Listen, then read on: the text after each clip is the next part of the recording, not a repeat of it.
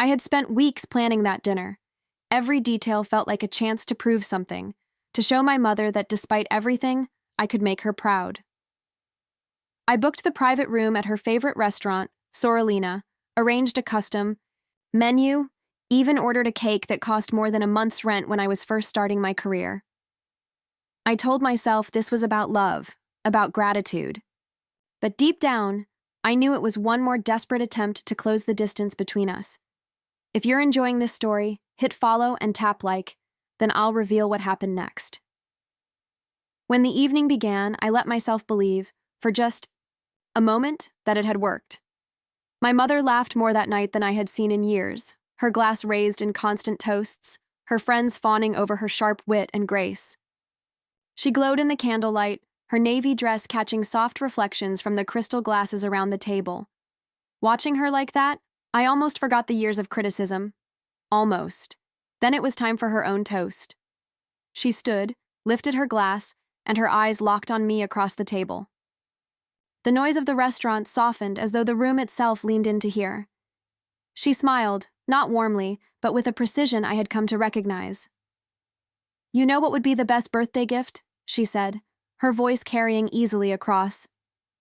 The silence. If my daughter would finally leave my life. The words landed like a blow. Forks hovered in midair. Conversations stalled. Her guests shifted in their seats, their smiles faltering as they glanced between her and me. I felt the air in the room change, thick and cold, pressing against my chest. For a second, I couldn't breathe. Someone tried to laugh it off. "Laura, you don't mean that," her friend Patricia said gently, forcing cheer into her voice. "You've had too much wine." But my mother only took a slow sip and placed the glass back on the table. "I've never been more serious in my life," she replied. I felt my face burn, but I managed a small smile. It was reflex, the kind you wear like armor when the floor disappears beneath you. Inside, everything collapsed. The conversations around me stuttered and stopped. The server holding a tray of coffee quietly turned and left. Even the cake, a delicate creation I had obsessed over, sat untouched on its silver stand, irrelevant in the shadow of her words. My mother went on, cataloging my failures as though she were reading a ledger. 34 years, and what has she done? A hobby dressed up as a career. No husband, no children. Always depending on me. Always falling short. I wanted to speak, to defend myself, but my throat closed. The words wouldn't come. Tears threatened, but I forced them back, refusing to give her the satisfaction. Silence became my only shield. When the dinner ended, people left quickly, offering hurried goodbyes and awkward glances in my direction. A few squeezed my shoulder as if to say they pitied me, but no one lingered. Within half an hour, the room that had been filled with laughter and wine glasses clinking was empty, except for me and the untouched cake. The drive home was silent. My mother sat beside me, scrolling through her phone, as if nothing had happened. I gripped the wheel so tightly my hands ached. My chest felt hollow, yet heavy, as though something vital had been scooped out and replaced with stone. When we arrived at the house, she went straight to her room without a word. I sat in the kitchen, staring at the box that held the remains of the cake, the Tiffany bracelet still tucked inside its blue package in my bag. All the effort, all the hope, it felt pathetic in the aftermath of her toast. That night, lying awake, in my childhood bedroom, I replayed the moment over and over. Her voice, calm and deliberate, didn't sound like anger. It sounded like finality. For years, I had endured her sharp remarks, convincing myself they were fleeting expressions of disappointment. But this was different. This was a public declaration, a sentence handed down in front of witnesses. As the hours passed, something inside me shifted. For the first time, I saw her words not as something to battle against, but as a truth I could no longer ignore. She wanted me gone. She had always wanted me smaller, quieter, molded into something that fit her image of success. And I had spent decades trying to prove myself, as if approval were a prize I could finally win with enough sacrifice. But that night showed me the truth. The prize did not exist. No gesture, no achievement, No gift could ever fill the space where her love should have been. I thought of my father, the only person who had ever made me feel seen in that house. His laughter in the kitchen, his quiet encouragement when I sketched late into the night, the way he told me I had a gift.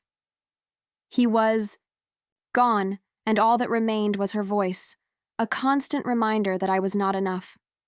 As dawn broke, I realized I had a choice. For years, she had measured my worth in comparisons and criticisms, but in that single toast, she revealed something unexpected, her wish for separation. And maybe, just maybe, granting her that wish would finally give me back my life. I turned, on my side, staring at the pale light creeping across the ceiling. My chest still ached, but beneath the ache was something new, resolve.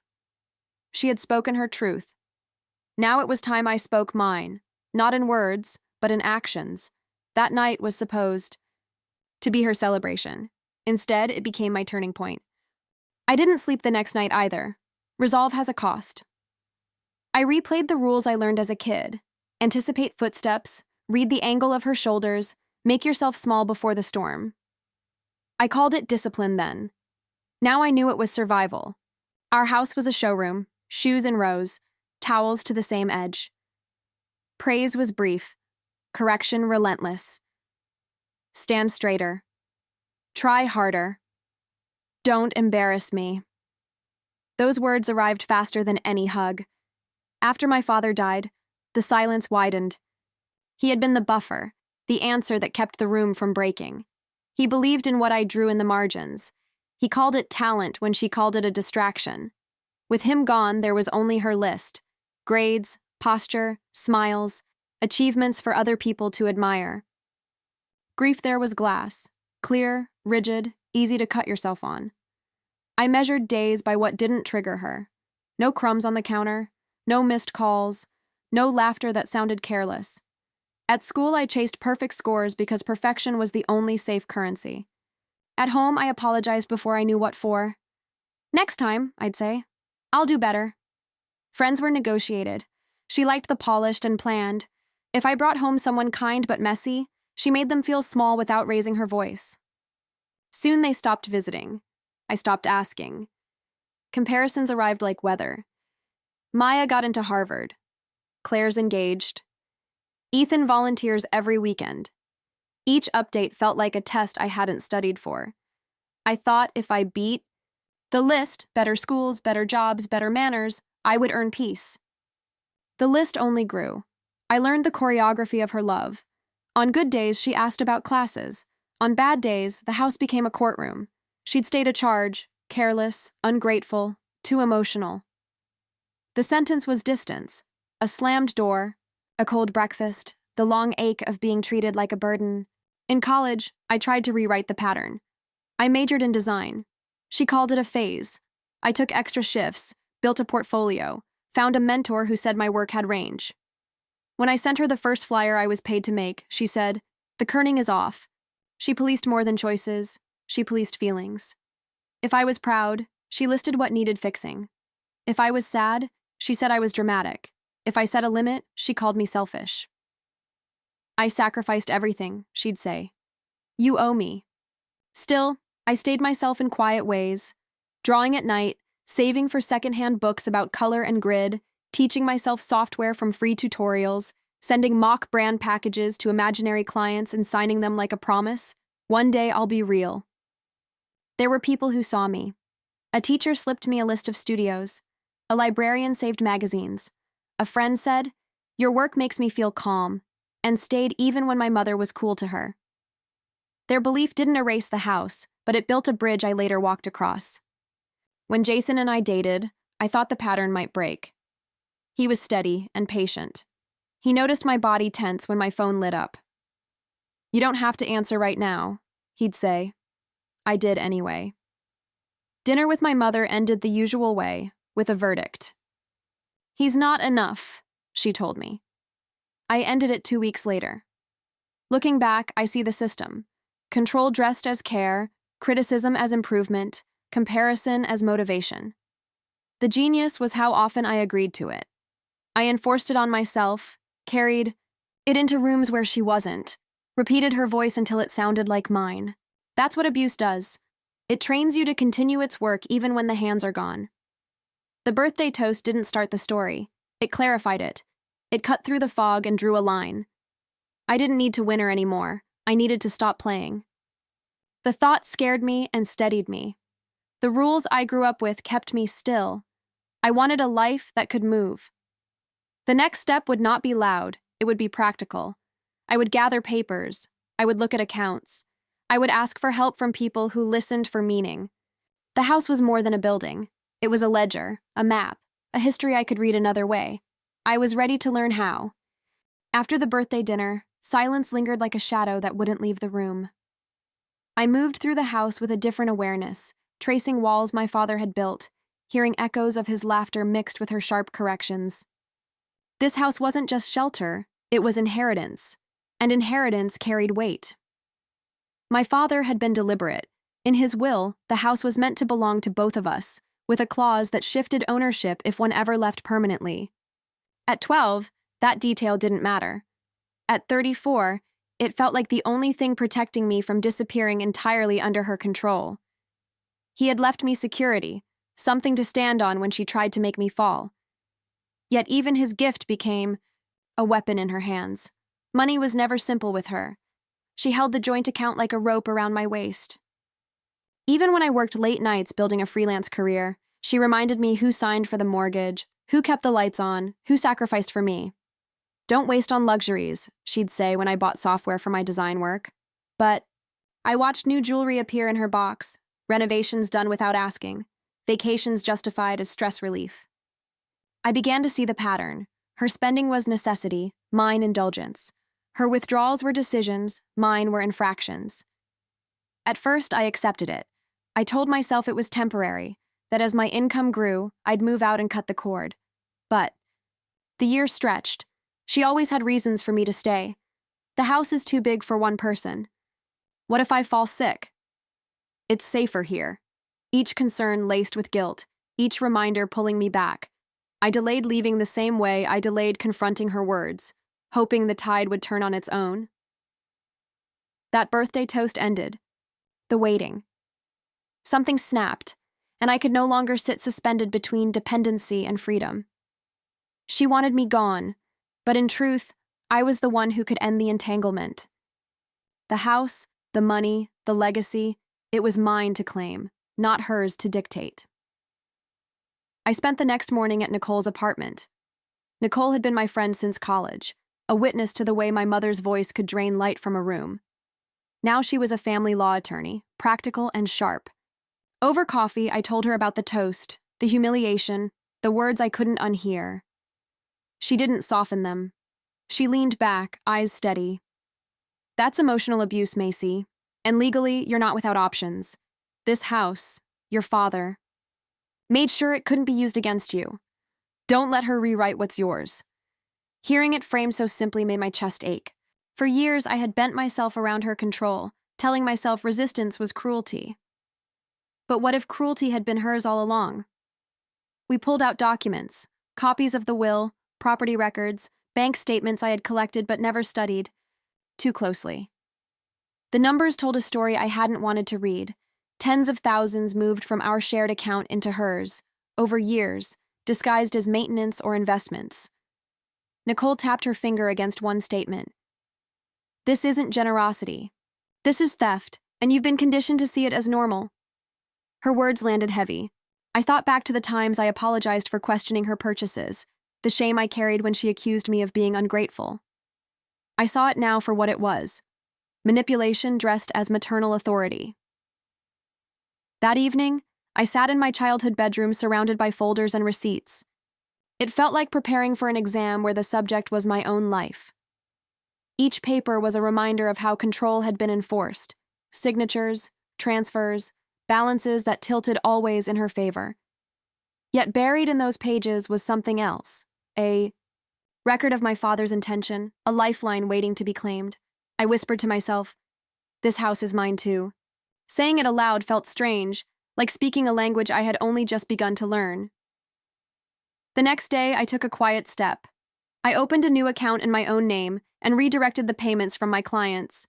The money was modest, but it was clean, untouched. By her oversight, free from her scrutiny. It felt like oxygen.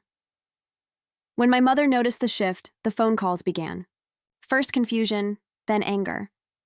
"Why would you do this?" she demanded. "After everything I've given you, you're hiding money from me?" "I'm not hiding," I said softly. "I'm separating." Her voice cracked like a whip. "Don't play games, Macy. You think you can survive without me? This house is mine.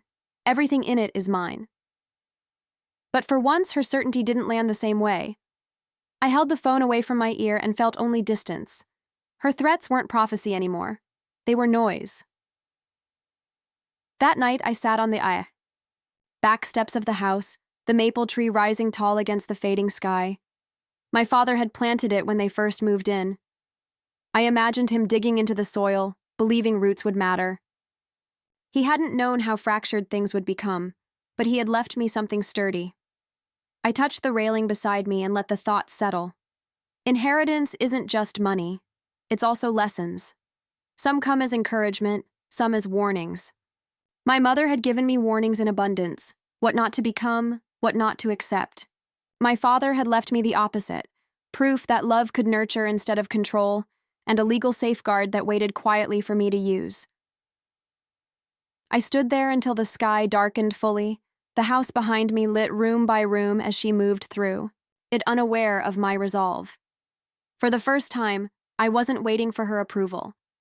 I was waiting for my own courage to catch up with what I already knew. Her wish had been spoken, and I intended to grant it. Not by vanishing, but by ending her. Hold in my life. The weight of inheritance was no longer a burden, it was a key, and I was ready to turn it. I began with the smallest change that felt like a life-sized shift. I put my name on my own world. I made a spreadsheet, labeled folders, printed statements, and gave each page a purpose. Boundaries, I realized, are not feelings. They are logistics. If I wanted peace, I had to build it, signature by signature. At the bank, I asked for a manager and set a folder on his desk. I told him facts, co-ownership, patterns of transfers, a clause in a will, my new account separate from the joint one. "I'm not asking for judgment," I said. "Just notation and alerts." He read, nodded, and typed. Back home, I booked 2 appointments, a locksmith and a security installer. I made tea while I waited, steadying my breath against the old habit of bracing. The locksmith arrived quiet, a man who had seen too many families talk through chains. He examined the deadbolt. "Full change?" he asked. "Yes," I said. He worked without commentary, metal clicking softly like punctuation to a sentence I had been afraid to finish. The security technician mapped the exterior with me, counting corners and angles. Cameras for the porch and side entrance. Motion alerts to my phone. "You'll stop noticing the chime," he said when I flinched at the test tone. "It'll mean you're the one deciding," Nicole called while the last camera calibrated. "No debates at the door," she said. "Keep everything in writing, file notices, preserve messages. If she escalates, we respond, not react." I wrote the list on a pad and felt steadier with each line. Peace, I was learning, is built like a project plan. By late afternoon, the house felt altered. Not safer exactly, just honest. The same hallway. Air carried a new weight, like it had finally understood I intended to stay. I opened windows to the yard my father seated and let light move across the frames he sanded. Some parts of us take years to tighten. She arrived at dusk. I saw the car, then her shoulders, then the keys. An old choreography. She tried the lock, paused, tried again, and stiffened when understanding clicked. The bell rang. One clear note. Opened the door on the chain. "The locks have been changed," I said. My voice sounded calm and new, as if truth had finally found a place to sit. Her mouth made a thin line. "This is my home," she said. "Open the door." "It's our home," I answered. "Until the finances are resolved, the chain stays." Enough laughed once, bright. You think a strip of metal will stop me? Remove it. No, the word did not shout. It landed. She lifted her phone. I'm calling the police.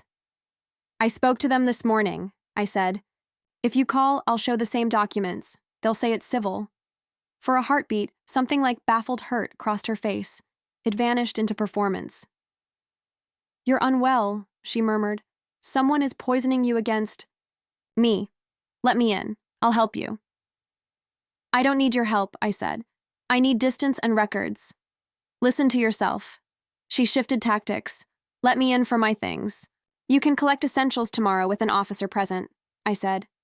I'll set a time. Her eyes hardened. You will regret this. I already did, I said. Now I'm correcting it.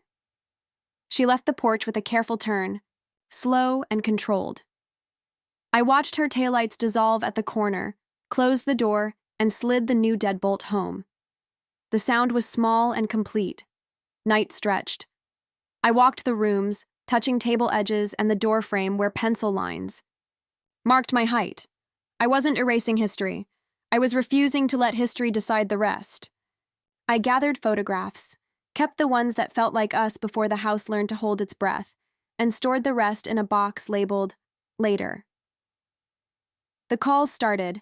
Outrage, pleading, and heavy silence. I kept them all. Stop this nonsense, Macy. Save.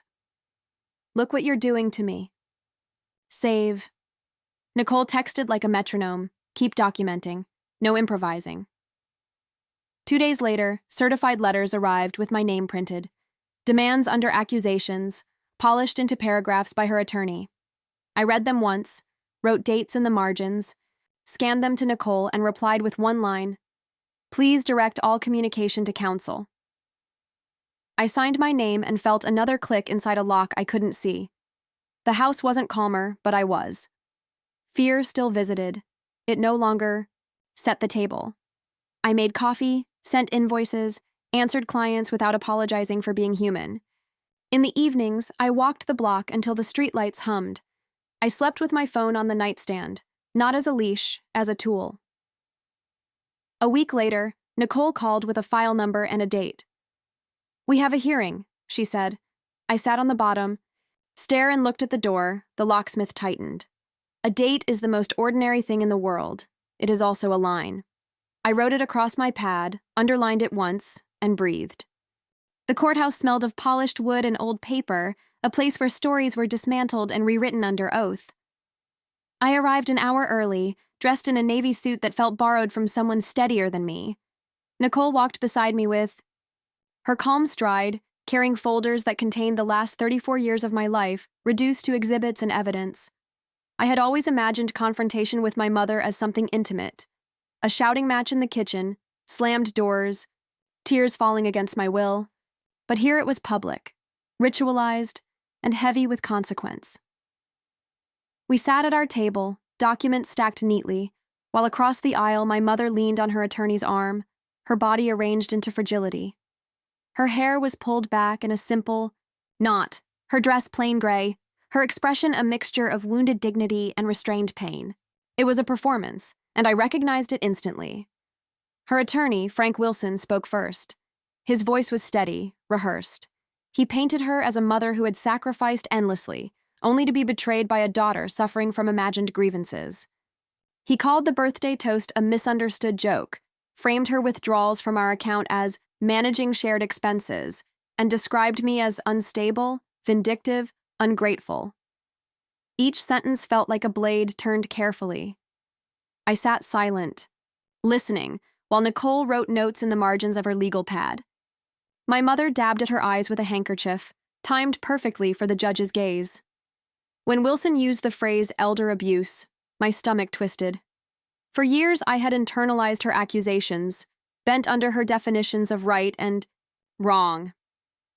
Hearing them formalized in court was almost enough to pull me back into that posture. Almost. When it was our turn, Nicole stood. Her voice carried the clarity of stone skipping across water. She laid out the facts, the deed with my father's explicit provisions, the bank statements showing unexplained transfers, the recording from the birthday dinner. One by one, she stripped the performance of its polish. She called witnesses.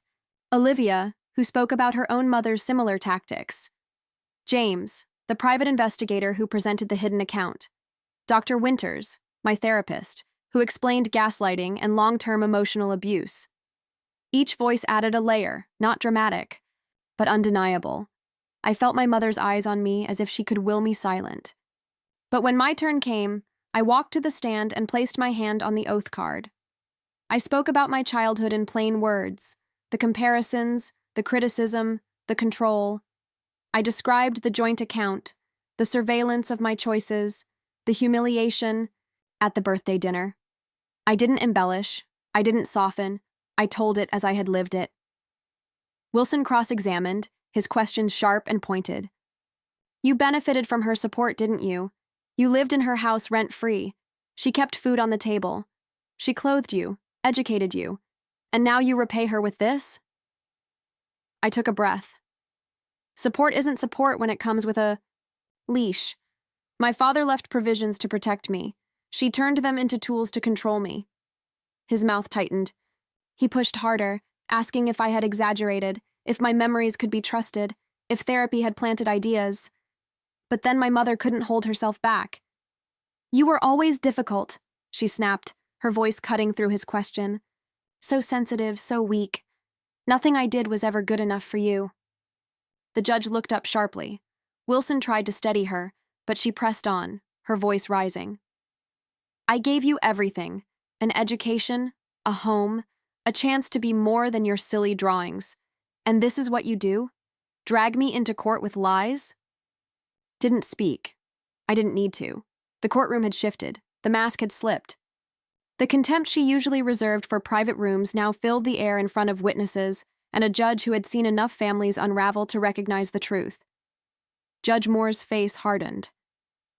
She called for a recess, and as the bailiff led us out, I sat on a wooden bench in the hallway, my hands trembling not from fear, but from release.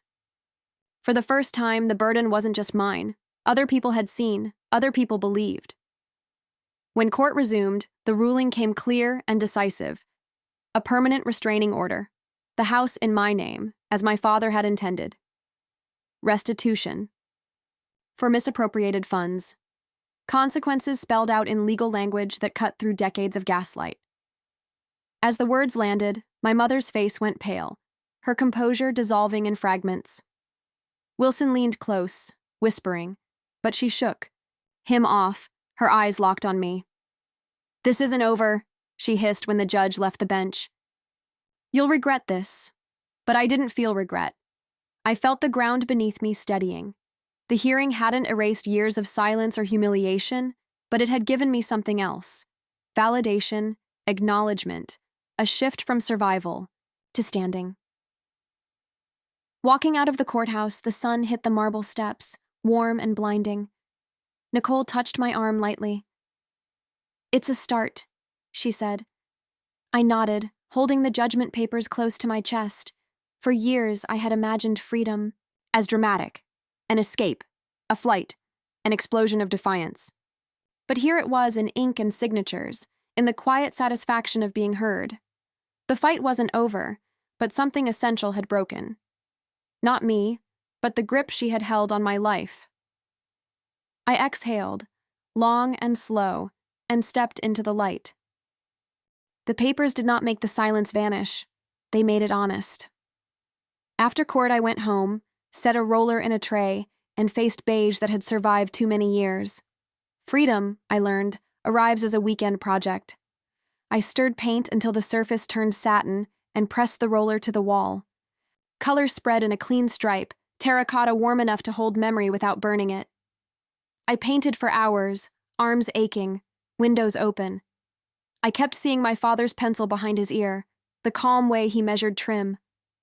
There was grief in the work, and there was ease. I was not erasing the past. I was refusing to decorate my future with it. Between coats, I made tea and gathered a few things that were hers. A scarf, a banquet photo, a crystal bowl that caught light but never touch. I set the bag by the door and kept painting. People arrived in small circles. Olivia brought coffee and a stepladder. "One wall at a time," she said. Nicole came with extra brushes and a checklist. "Receipts here, log dates," she murmured, smiling at the color. Daniel arrived with a drop cloth and a box of brushes that shed bristles.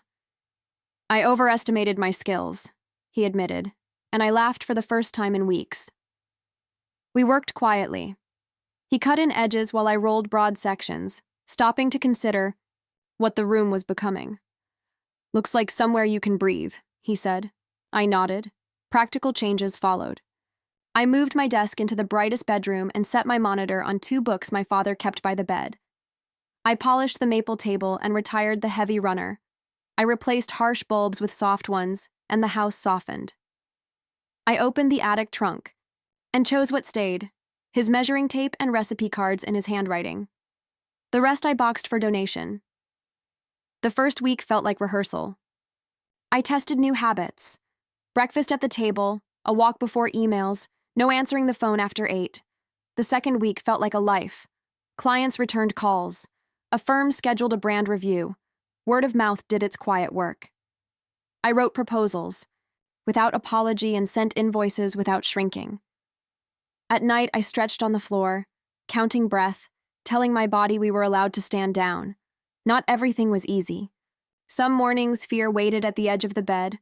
Some nights, I read an email subject and felt my stomach catch. "Do I have to open this?" I asked Daniel once. "You don't," he said. I opened it anyway and forwarded it to Nicole with one line, "Please handle." I learned that boundaries are kept in maintenance, not in declarations. When the restraining order was upheld on appeal, I did not celebrate. I filed the notice and went for a walk. I took it as permission. Healing could be seasonal.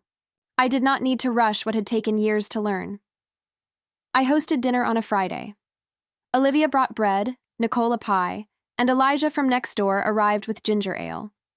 We ate at the maple table without the runner, and conversation carried easier, without the weight.